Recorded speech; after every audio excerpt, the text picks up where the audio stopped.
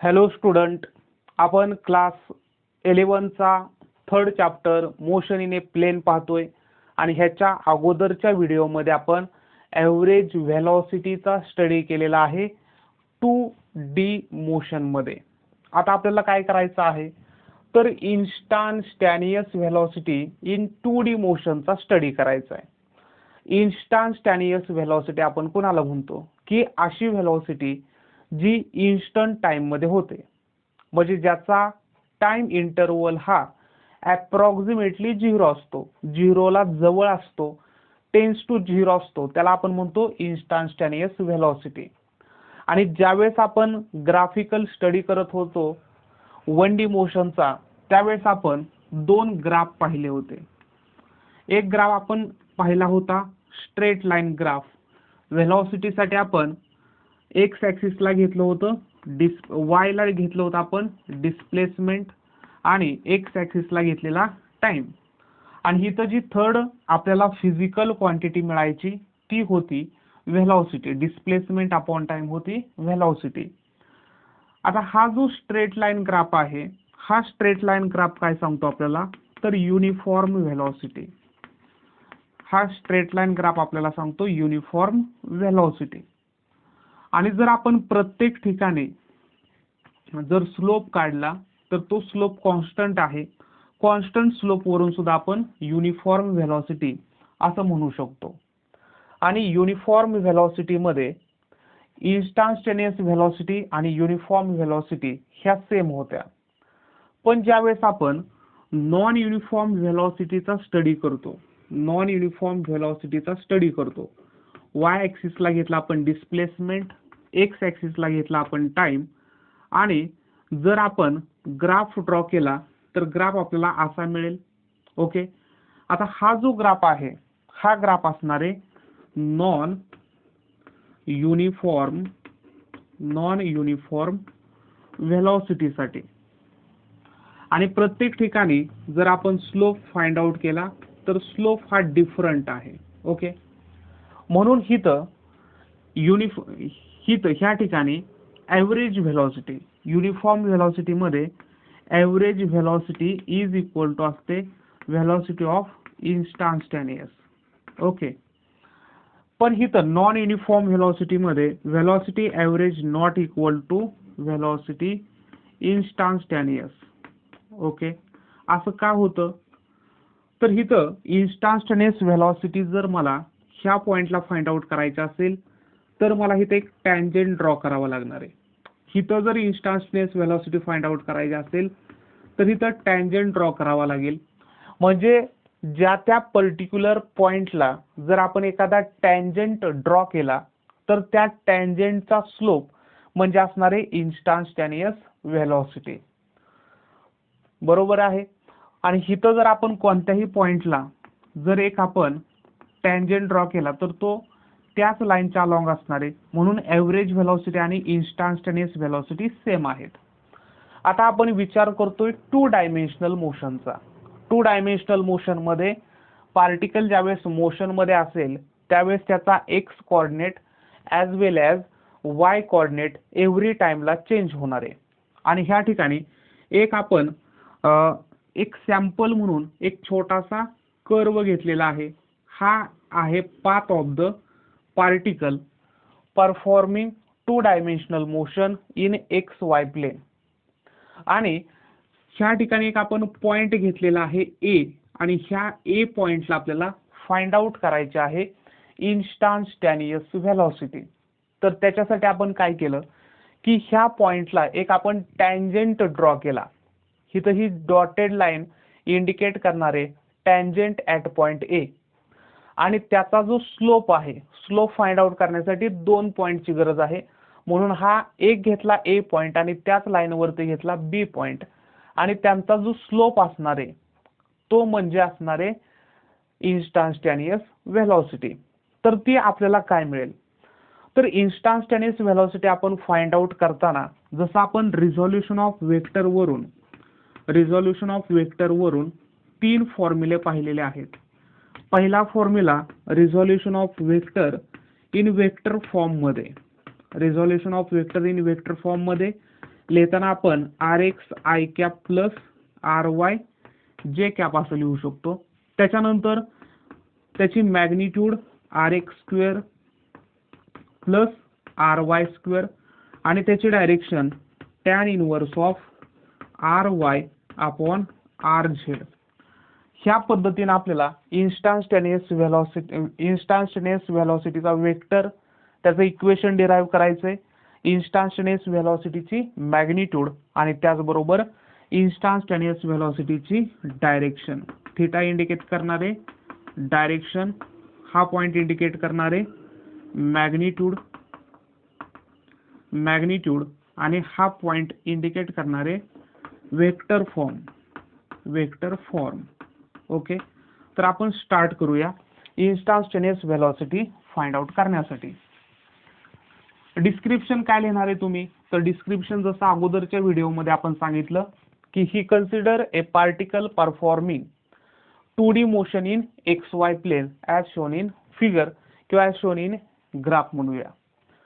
तर आपल्याला फॉर्म्युला माहित आहे, we know instantaneous velocity is equal to limit of व्हेलॉसिटीचा formula change in displacement upon change in time आणि डेल्टा टी टेन्स टू 0. हा formula आपल्याला माहित आहे इन्स्टंटेनियस व्हेलॉसिटीसाठी. कारण इन्स्टंटेनियस व्हेलॉसिटी फाइंड आउट करताना आपल्याला जे टाइमचं लिमिट द्यायचं आहे ते टाइमचं लिमिट टेन्स टू 0. आपण काय म्हणतोय, delta T tends to 0, delta t not equal to 0.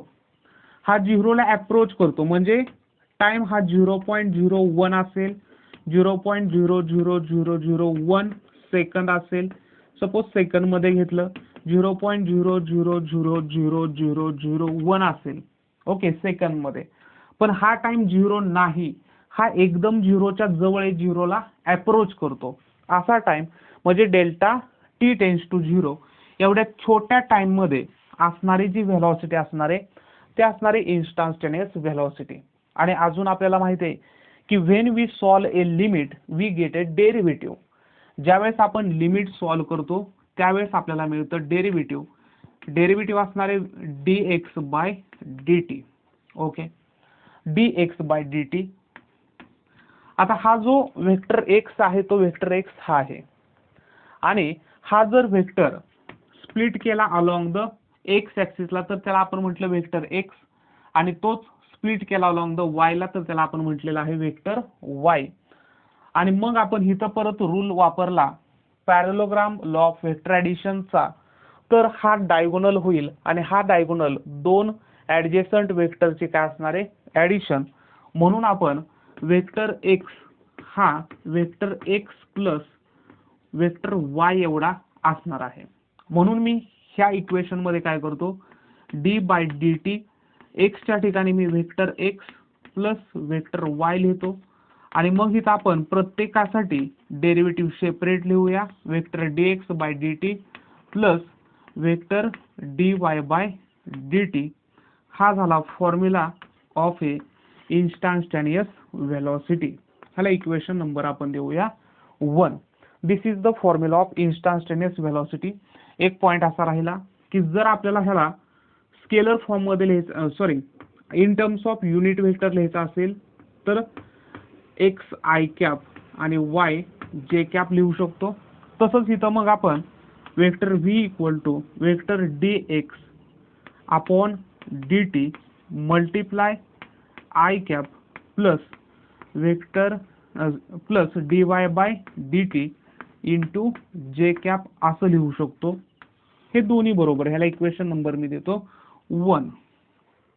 Okay, तर हा झाला फॉर्म्युला इन्स्टंटेनियस व्हेलॉसिटी साठी. आता आपल्याला फॉर्म्युला झाला, त्याच्यानंतर आपल्याला फाइंड आउट करायची मॅग्निट्यूड. तर मॅग्निट्यूड फाइंड आउट करणं एकदम सिंपल आहे.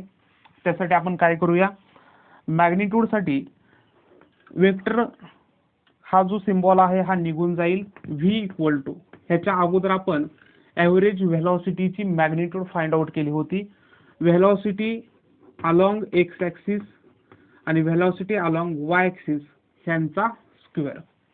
पण व्ही एक्स म्हणजेच कोण आहे dx बाय dt आणि एक फॉर्म्युला आपल्याला माहिती आहे velocity is the derivative of displacement म्हणजे व्ही एक्स स्क्वेअर हा कोणाचा डेरिव्हेटिव्ह असेल तर dx बाय dt चा डेरिव्हेटिव्ह असेल म्हणून आपण dx बाय dt ब्रॅकेटचा स्क्वेअर प्लस vy हा डेरिव्हेटिव्ह असणार आहे dy बाय dt चा म्हणून आपण dy बाय dt ब्रॅकेटचा स्क्वेअर घेऊ शकतो. ओके, हा जो फॉर्म्युला झाला ह्याला इक्वेशन नंबर देतो मी second. This is the magnitude of instantaneous velocity. आणि लास्ट पॉइंट आपला राहिला तो म्हणजे आहे डायरेक्शन. डायरेक्शन सिंपल आहे. तर डायरेक्शन साठी आपण काय करूया, डायरेक्शन थीटा इक्वल टू, आता इथं दोन पर्याय आहेत आपल्याला. हा डायरेक्शन म्हणजे फाइंड आउट कोण करायचा आहे, हा थीटा. ह्या थीटानं हॉरिझॉन्टल लाईन बरोबर ह्या डॉटेड लाईननं जो आपण ऍट पॉइंट ए ला टँजेंट ड्रॉ केलेला आहे त्या टँजेंटनं हॉरिझॉन्टल लाईनला, मग हे असेल किंवा हे असेल, हॉरिझॉन्टल लाईन बरोबर किती अँगल तयार केला तो अँगल म्हणजेच काय असणार आहे डायरेक्शन. तर हा थीटा फाइंड आउट कसा करणार, तर अपोजिट साइड अपॉन ऍडजेसंट आणि अपोजिट अपॉन ऍडजेसंट असतो टॅन थीटा. म्हणून आपण असं पण म्हणू शकतो की tan theta equal to change in velocity along the y axis upon change in velocity along the x axis म्हणजेच theta equal to tan inverse of vy delta vy upon delta vx असं पण आपण घेऊ शकतो. आणि जर ह्याच फॉर्म्युल्यावरून जर आपल्याला फाइंड आउट करायचं असेल, इक्वेशन नंबर 1 वरून जर फाइंड आउट करायचं असेल तर आपण असा सुद्धा काढू शकतो. हे आपण अगोदर लिहिलेलं ते सुद्धा बरोबर आहे. आणि जर ह्याच्यावरून काढायचं असेल तर theta equal to tan inverse of, formula काय आहे ry अपॉन rx असला पाहिजे, ry अपॉन rx. तर हा असणार आहे ry ची टर्म आणि हे असणार आहे rx ची टर्म. म्हणजेच आपल्याला dx upon dt divided by काय करावं लागेल, ry ची टर्म अगोदर dy by dt upon rx ची टर्म dx अपॉन dt. ह्या डिवाइडचंच आपण मल्टिप्लिकेशन तयार करूया म्हणजेच tan inverse of dy by dt into dt upon dx असं आपण लिहू शकतो. इथं dt ला dt कॅन्सल होतील म्हणजेच थीटा इक्वल टू आपल्याला मिळाला tan inverse of dy upon dx. आणि हा जो फॉर्म्युला आपल्याला मिळाला this is the formula for instantaneous velocity in 2D motion. Next lecture मध्ये आपण पाहणार आहोत average acceleration in 2D motion.